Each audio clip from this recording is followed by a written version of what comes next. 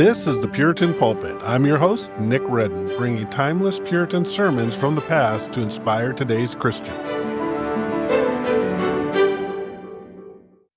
Welcome to the Puritan Pulpit. I'm your host, Nick Reddin, and welcome to another Minicast, this one titled The Puritans vs. Islam. So today we're going to examine how Puritans viewed Islam, a subject that's been debated by leading thinkers from the 16th to 18th centuries even to today. But we're going to look at this, of course, from a Puritan perspective. To the Puritans, history was not a series of random geopolitical shifts, it was a work of redemption. Whether it was the rise of the Ottoman Empire or the enslavement of sailors by Barbary pirates, every event was filtered through a relentless quest for doctrinal purity and a comprehensive understanding of divine providence. Today I'm going to analyze the writings of John Owen, Thomas Goodwin, Cotton Mather, and the synthetic vision of Jonathan Edwards to understand how they integrated the Muslim world into the heart of biblical prophecy. Now, to understand the Puritan view of Islam, you must first understand their view of God. Puritanism was defined by a focus on the Trinitarian character of God. John Owen described the Trinity as the foundation of all our communion with God and the only truly evangelical spirituality. Consequently, the Puritans did not view Islam as just another religion, they categorized it as a Unitarian fiend. By denying the deity of Christ and the personality of the Holy Spirit, Islam was seen as a fundamental obstruction to salvation. In the Puritan mind, to deny the Trinity was to deny the possibility of walking with God.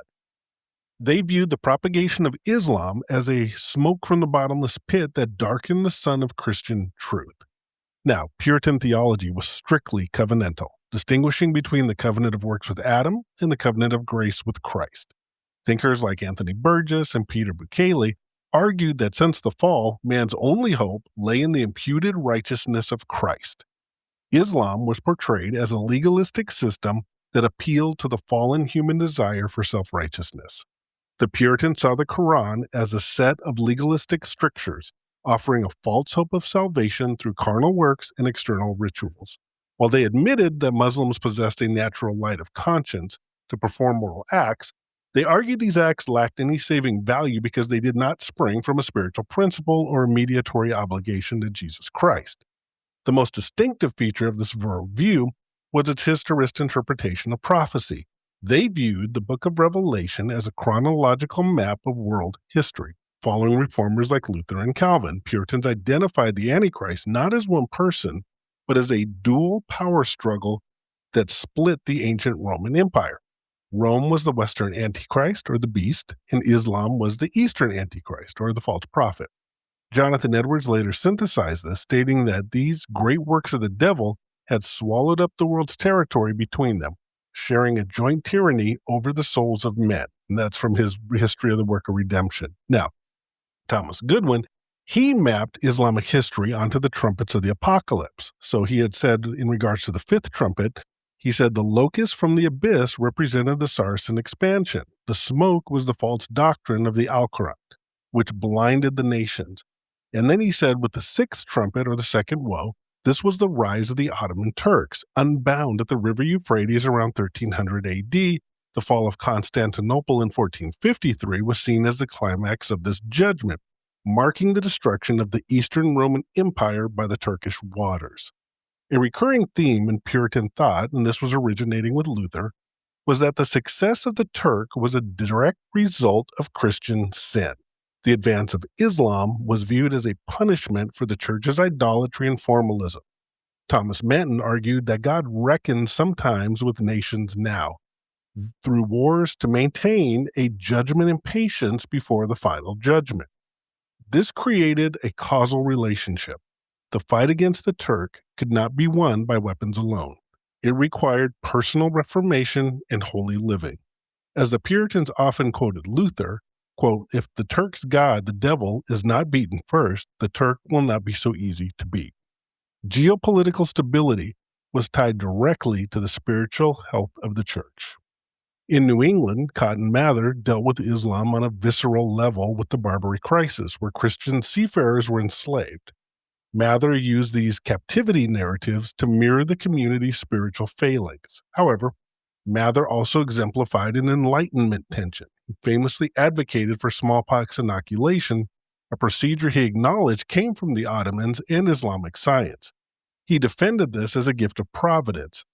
In his work, The Christian Philosopher, he used the Islamic tale of Hayy ibn Yaqdin to argue that if a Muslim could acknowledge a glorious God through nature alone, then Christians were under greater condemnation if they remained ignorant of God's work. Now, let's talk about Revelation 16:12. The Puritan outlook on the future was anchored in the drying up of the river Euphrates. They interpreted the Euphrates as the Ottoman Empire. Its drying up represented internal decay and military diminishment, the sick man of Europe concept. And then we have the kings of the East. The purpose of this drying up was to prepare a way for the kings from the sun rising. For most Puritans, this was inextricably linked to the return and conversion of the Jewish people. The Ottoman control of Jerusalem was seen as an obstacle that must be removed for the fulfillment of the promises made to Abraham. Now, Edwards viewed the fall of Islam as one of three pillars of Satan that must fall before the millennium could begin.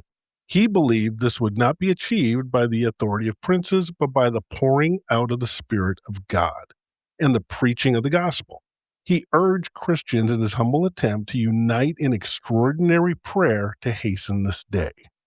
But now we must ask the difficult question: how would Owen, Mather, or Edwards view the world today? In the 19th and early 20th centuries, it appeared the Euphrates had indeed dried up with the fall of the Ottoman Empire. Yet, in our modern era, we see a global resurgence of Islamic influence and identity. To the Puritan mind, this would not be a historical accident, but a profound spiritual reflooding of the prophetic river. If John Owen stood in a modern pulpit, he would likely identify the cause of this resurgence as the evacuation of the gospel in the West. He would argue that when the church abandons the Trinitarian foundation, the foundation of all our communion with God, it loses its spiritual shield. The Puritans believed that a church which has devolved into moralistic deism is essentially Unitarian in practice. In their view, a weakened, nominal Christianity creates a vacuum that a legalistic and Unitarian system like Islam naturally fills. Following Thomas Manton's logic, the Puritans would interpret the modern rise of Islam as a rod of divine wrath, raised once again to chastise a Western church that has fallen into what Edwards called the dark phase of infidelity. They would say the Turk is at the gate because the truth has left the hearth. The effect of this rise is intended to be a providential pruning, forcing the true remnant away from the wisdom of learned men and back to personal reformation and holy living. Jonathan Edwards would likely see our current geopolitical tensions as the beginning of that final, desperate struggle he predicted. He would argue that the great delusion is being allowed to expand one last time so that its eventual fall can only be attributed to an extraordinary divine interposition. He would tell us that the resurgence is not a reason for political panic, but a call to extraordinary prayer. For the Puritan, the goal is never merely a secure border, but a restored church and a global Sabbath of the earth. Now, we've traced the Puritan view from its dogmatic roots to its apocalyptic height.